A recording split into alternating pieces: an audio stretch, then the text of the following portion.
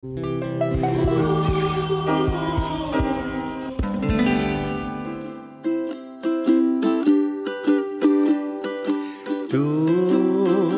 est amené par Omar. Et fais-nous voir par Omar.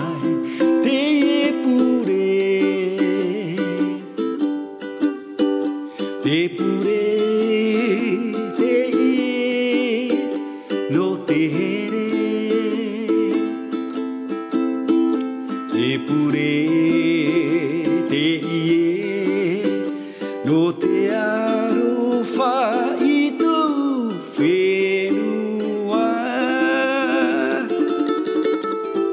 Yorana. Yorana, bonsoir Hugues Oopa. Merci pour ce premier morceau avec votre kamaka.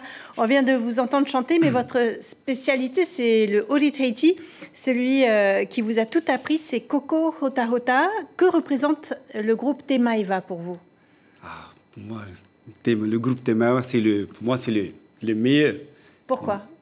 Parce que là, c'est dans Te Maiva que j'ai tout appris avant de devenir ce que je suis devenu aujourd'hui. Voilà, un artiste.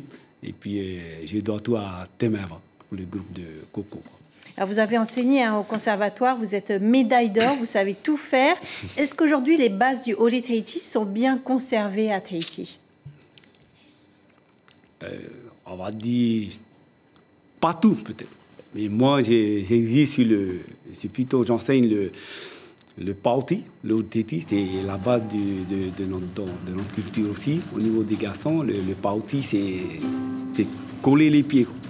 Par exemple, ça c'est du concret. C'est du concret. On colle les pieds, c'est la base, il ne faut pas déroger à ça. Ça soit approché, collé. Aujourd'hui, je vois c'est écarté. Donc voilà. Pour moi, je vois plus du Paoti dedans. D'autres exemples comme ça de gestes que vous pensez qu'il faut absolument conserver? Au niveau au niveau des garçons, il y a d'autres gestes au niveau pour moi le Paoti déjà. Et puis, il y a d'autres, on va dire, sur le taparuru. Il y en a qui sont hauts, mais c'est plutôt, il faut être plus bas pour taparuru, pour faire le mouvement du tapo, de tremblement, quoi. Donc, il y a ça, il y a d'autres, mais il n'y en a pas. Moi, il faut revoir. Vous êtes un puriste. Et vous avez tout appris auprès de Koko Hota Hota et vous tenez à conserver... Voilà. Et puis, comme j'ai commencé dans l'école de Koko Hota Hota, donc je suis toujours sur cette base et je n'ai pas changé depuis que j'ai commencé dans Te Maiva. Matani Kainuku fait aussi partie des chorégraphes avec qui vous avez travaillé? Oui, tout à fait. Et puis, je tiens à remercier Matani aussi. C'est grâce à Matani, aujourd'hui, j'ai pu voyager. Donc, c'est lui qui m'a permis de voyager pour la première fois au Mexique. Alors racontez-nous, voilà. Le Mexique, pourquoi le Mexique? Pourquoi le Mexique? Première fois, j'ai entendu parler des Mexicains et on m'a parlé un peu, ils partaient de là-dedans, mais ils dansaient bien.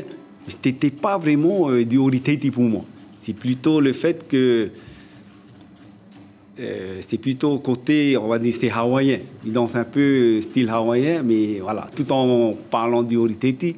Et c'est par là, par la suite, à force de participer dans leur concours. Il y a un attrait pour le Ori Tahiti, que ce soit au Mexique, au Japon.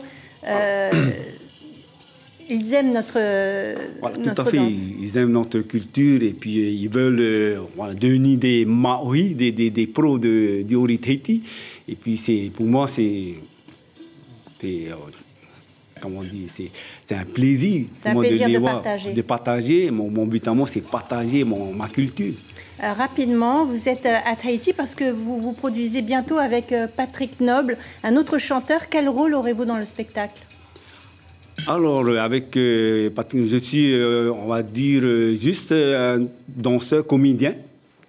Mais pour le fait le spectacle de Patrick, je ne serai pas là, mais c'est les danseuses.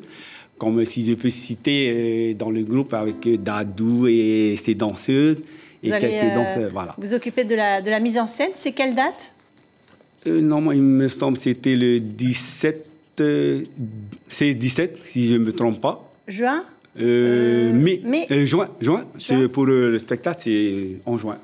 Très bien, merci beaucoup Hugues Oopa. On vous retrouve à la fin du journal, ne manquez pas cela, on vous entendra encore jouer et chanter. Merci beaucoup. L'information en continu sur Polynésie la première, Internet et réseaux sociaux.